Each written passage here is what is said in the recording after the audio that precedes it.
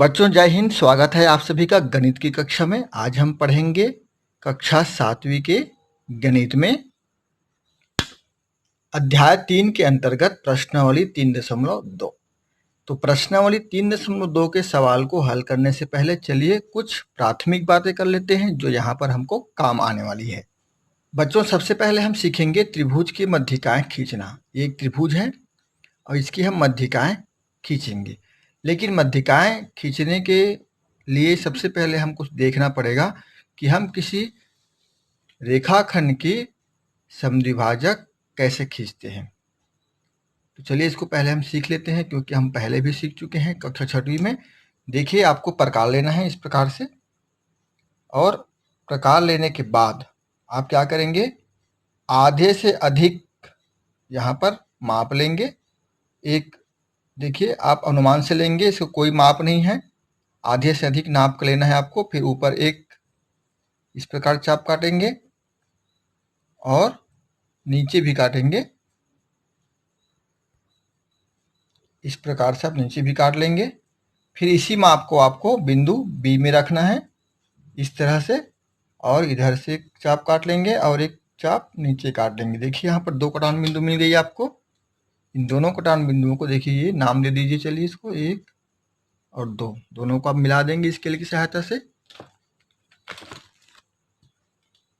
दोनों बिंदु को आप स्केल की सहायता से मिलाएंगे। आप पेंसिल से करेंगे, आपको दिखेगा नहीं स्पष्ट रूप से करके। हम यहाँ पर किससे ले रहे हैं, कलर पेंसिल से ले रहे हैं। तो ये देखिए दोनों बिंदुओं को मिला दिया। ये जो बिंदु मिला यहाँ पर, इस बिंदु से इसको नाम दे देते हैं हम एम। ए से एम तक की दूरी और एम से बी तक की दूरी दोनों बराबर है। यदि मान लो ये 4 सेंटीमीटर है इधर, तो इधर भी 4 सेंटीमीटर की होगी। आप चाहे तो नाप के देखेंगे, दोनों माप बराबर आएगा। भले आपका माप अलग आएगा लेकिन बराबर आएगा। अब यही जो हम सीखे हैं 6वीं कक्षा में, उसी का उपयोग हम यहाँ पर करने वाले हैं मध्यिका खींचने के लिए। तो सबसे पहले हम क्या करेंगे, इन भुजाओं के नाम दे देते हैं ए बी सी। ये ए बी भुजा है, ये बी सी भुजा है, और ये सी ए भुजा है या ए सी भुजा है। चलिए सबसे पहले हम क्या करेंगे, इनके आधे से अधिक का यहाँ पर माप में चाप ले लेंगे। आधे से अधिक हो गया। एक ऊपर काटेंगे इधर, एक इस तरफ साइड में काटेंगे। ध्यान रखेंगे दबना नहीं चाहिए आपका। ये ऐसे काट लेंगे इधर।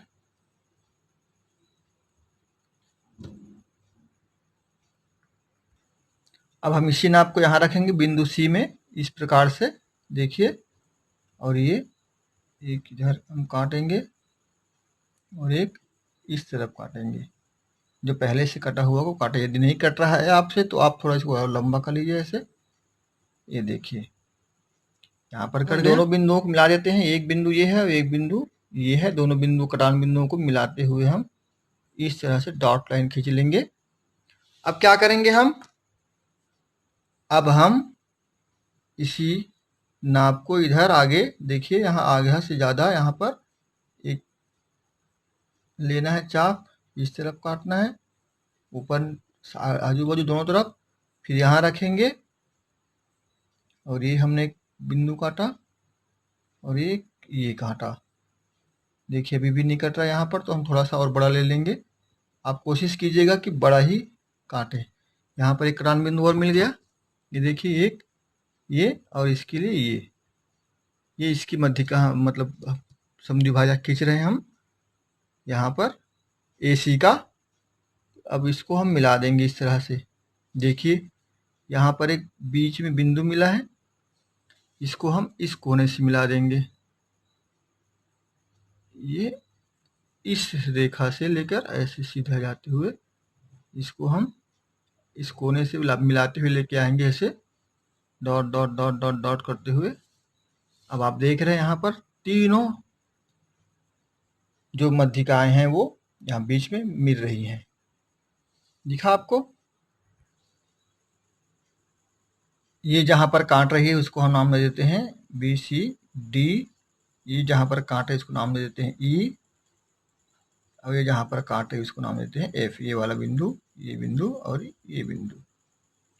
अब देखिए बच्चों, ये एक मध्यिका है, ये एक मध्यिका है और यहाँ से एक मध्यिका है। तीनों मध्यिकाएं जो है वो संगामी होती हैं, यानी एक ही बिंदु से होकर गुजरती हैं। किसी भी त्रिभुज की तीनों मध्यिकाएं संगामी होती हैं, यानी एक ही बिंदु से होकर गुजरती है और उसी संगमन बिंदु को हम त्रिभुज का केंद्रक कहते हैं। तो ये केंद्रक है।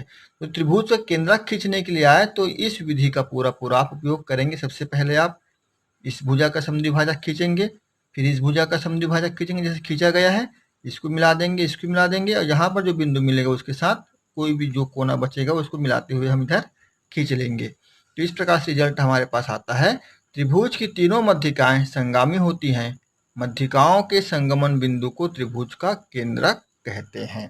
तो केंद्रक क्या होता है यदि आपसे पूछा जाए तो आप बताएंगे कि केंद्रक हम इस बिंदु को कहेंगे, इसका नाम दे देते हैं ओ। तो ओ जो है वो त्रिभुज का केंद्रक कहलाएगा। तो ये केंद्रक खींचने की बात आएगी तब आप ऐसा काम करेंगे। ठीक है, चलिए अब देखते हैं हम किसी रेखा पर दिए गए बिंदु से लंब खींचने की दो स्थितियां हो सकती हैं। तो लंब कैसे खींचेंगे हम देखेंगे। दो स्थितियां हो सकती हैं। पहला, जब बिंदु रेखा पर स्थित हो, जैसे यहाँ पर देखिए ये P बिंदु रेखा पर स्थित है, ये एक रेखा है AB, इस पर स्थित है P बिंदु।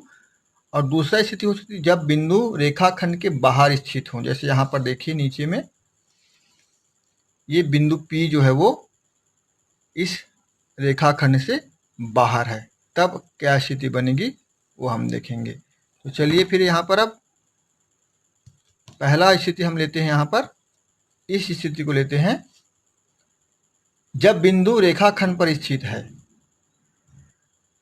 तब हम कैसे लंब खींचेंगे चलिए देखते हैं। सबसे पहले आप बिंदु P पर प्रकार रखेंगे इस तरह से, और प्रकार रखने के बाद सबसे पहले आप ऐसे एक अर्ध वृत्त खींच लेंगे।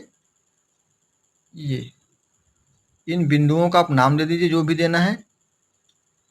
जो बिंदु मिला हमको इसका नाम दे देते हैं D, इसका नाम देते हैं C, DC।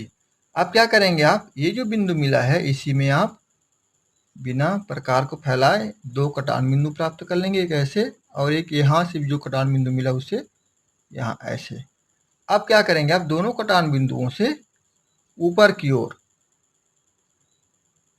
एक और कटान बिंदु प्राप्त करेंगे। एक इस तरह से काटेंगे और एक यहाँ रख के इस तरह से काटेंगे।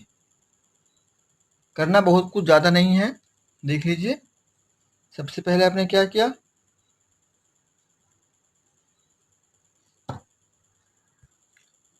अब देखिए यहाँ पर जो कटान बिंदु मिला है इसको हम चिन्हांकित कर लेते हैं और इसको बिंदु P के साथ मिला लेते हैं इस तरह से।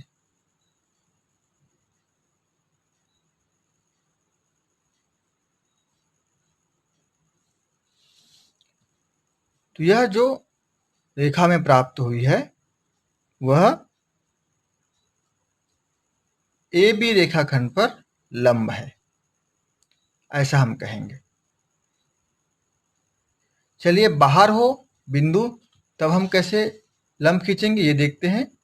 जब बिंदु बाहर हो तब हम क्या करेंगे, इस बिंदु पर रखकर प्रकार को ऐसे फैलाएंगे कि यहाँ से हम ऐसे एक चाप काट सकें। अब इस चाप के इस बिंदु से ऊपर हमको चाप काटना है बच्चों यहाँ पर, और यहाँ पर जो कटान बिंदु मिला है उससे हमको ऐसे चाप काटना है। देखिए कटान बिंदु मिल गया वहाँ पर। अब इस बिंदु को चिन्हांकित कर लीजिए, आप ऐसे डॉट लगा दीजिए। उसके बाद फिर इस बिंदु को आप P से मिला दीजिए।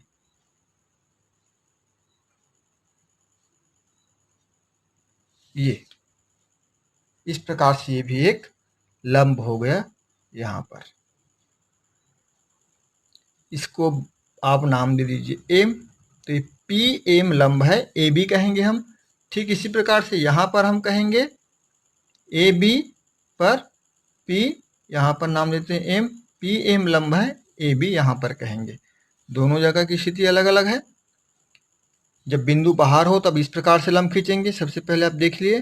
फिर और यदि बिंदु रेखा खंड पर ही स्थित हो तब हम इस प्रकार से लंब खींचेंगे।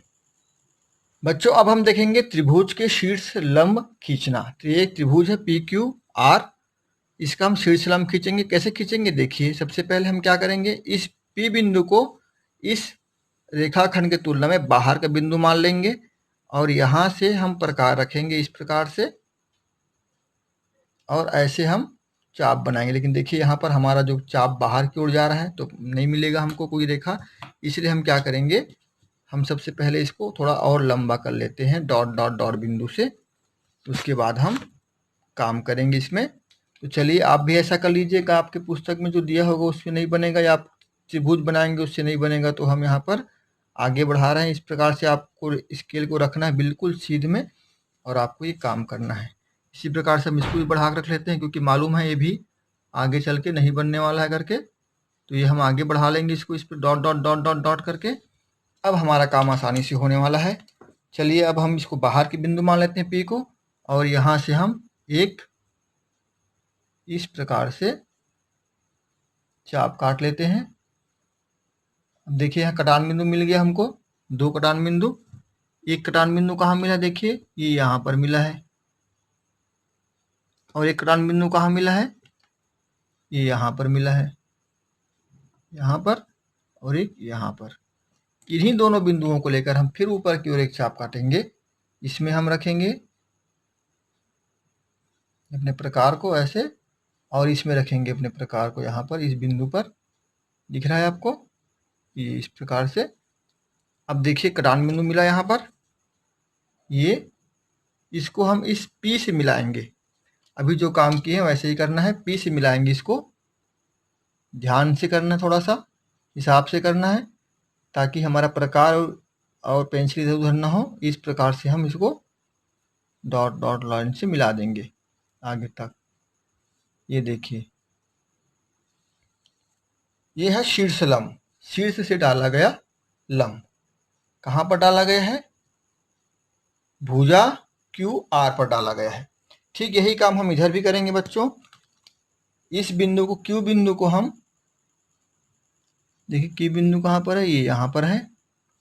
यहाँ से हम थोड़ा सा इस प्रकार को फैला लेंगे और इस प्रकार से हम चाप काटेंगे। आपका त्रिभुज की जो भुजाएं हैं छोटी होंगी तो आप ऐसे बढ़ाएंगे, हम आपसे बोले हैं।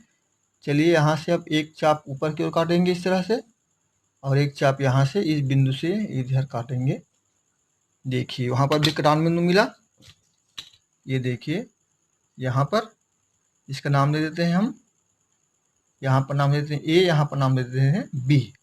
अब इस बिंदु को जो B हमको मिला है उसको हम Q से मिलाएंगे। चलिए मिला लेते हैं Q से। ये देखिए डॉट डॉट से मिला लेते हैं आप। देखिए यहाँ पर एक कटान बिंदु मिला हमको, है ना। अब हम यदि इसका खींचे तो भी ऐसा ही हमको एक कटान बिंदु प्राप्त होगा, परंतु हमको तीसरे बिंदु से, ये R बिंदु से खींचने की आवश्यकता नहीं। यहाँ पर जो कटान बिंदु मिला है इसी को मिलाते हुए, इनके शीर्षों को मिलाते हुए हम एक रेखा ऐसा खींच लेते हैं। ये देखिए इस प्रकार से। तो यहाँ पर जो बिंदु मिला है आपको, यही लंब केंद्र है। इधर से और इधर से, तीनों तरफ से ये बिंदु जो कटान संगमन जो बिंदु है वही क्या है, लंब केंद्र। इसको नाम दे देते हैं O।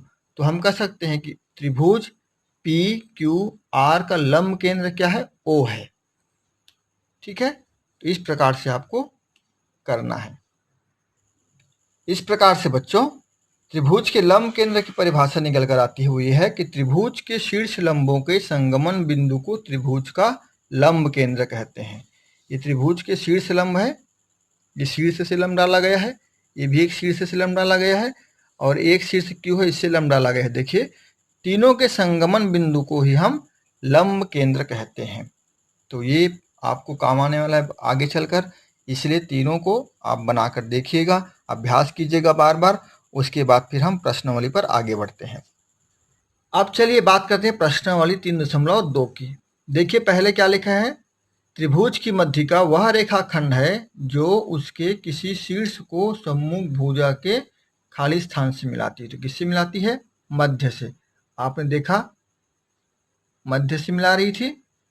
फिर त्रिभुज का शीर्ष लंब वह रेखाखंड है जो उसके शीर्ष किसी शीर्ष से सम्मुख भुजा पर खाली स्थान होती है। तो शीर्ष से सम्मुख भुजा पर क्या होती हैं? अभी लंब होती हैं। क्या होती हैं? लंब। त्रिभुज की मध्यिकाएं खाली स्थान होती है। मध्यिकाएं क्या होती हैं? सभी मध्यिकाएं एक ही बिंदु से गुजरती है, यानी कि संगामी होती हैं। यहाँ पर हम लिखेंगे संगामी होती हैं। त्रिभुज की मध्यिकाओं के प्रतिच्छेद बिंदु को खाली स्थान कहते हैं। प्रतिच्छेद बिंदु को क्या कहते हैं? हम केंद्रक कहते हैं। अभी आपको बताया हमने कि केंद्रक कहते हैं। त्रिभुज के शीर्ष लंबों के प्रतिच्छेदन बिंदु को क्या कहते हैं? हम लंब केंद्र कहते हैं। शीर्ष लंबों के प्रतिच्छेदन बिंदु को, है ना, तो हम इसको शीर्ष लंब लिखेंगे यहाँ पर। त्रिभुज का केंद्रक मध्यिका को खाली स्थान अनुपात में विभाजित करता है। ये हम आपको बता नहीं पाए हैं, लेकिन यहाँ पर आप लिखेंगे 2:1 के अनुपात में विभाजित करता है। चाहे तो आप ऐसे बनाकर नाप के देख भी सकते हैं। आपकी पुस्तक में भी अभ्यास के प्रश्न दिए हुए, उनमें भी आप नाप कर देखेंगे। अब प्रश्न 2 लिखा हुआ है बच्चों, अपनी कॉपी में 2 त्रिभुज बनाकर केंद्रक ज्ञात कीजिए। समकोण त्रिभुज बनाकर उसका लंब केंद्र ज्ञात कीजिए। दोनों सवाल के प्रश्न अभी हम आपको बताए हैं, लेकिन हम यहाँ पर कोई भी नाप के त्रिभुज बनाना है आपको, जैसे हम शुरू में बताए हैं वैसे ही, और आप केंद्रक ज्ञात करेंगे। ठीक उसी प्रकार से समकोण त्रिभुज बनाना है आपको एक, और बनाकर लंब केंद्र ज्ञात करेंगे। दोनों ज्ञात करना, लंब केंद्र ज्ञात करना और केंद्र ज्ञात करना, हम दोनों आपको बताए हैं। जैसे बताएं उसी प्रकार से आप ज्ञात कीजिएगा। आपके पुस्तक में उदाहरण दिए हुए हैं, उनको भी आप देखिएगा, उनको बनाने का प्रयास कीजिएगा। और अंत में, हाँ, सबसे अंत में आप हमने सीखा वाला जो ये कॉलम होता है पीले बॉक्स में, इसको जरूर अपने कॉपी में लिखिएगा, इसको याद कीजिएगा, क्योंकि यहीं से खाली स्थान के सवाल पूछे जाते हैं, सही संबंध के सवाल पूछे जाते हैं। तो ये पाठ यहीं पर समाप्त होता है। मिलेंगे अगले वीडियो में अध्याय 4 के साथ बहुत जल्दी ही, और उसमें हम पढ़ेंगे समीकरण। तो फिर चले बच्चों, आप सभी को जय हिंद, नमस्कार।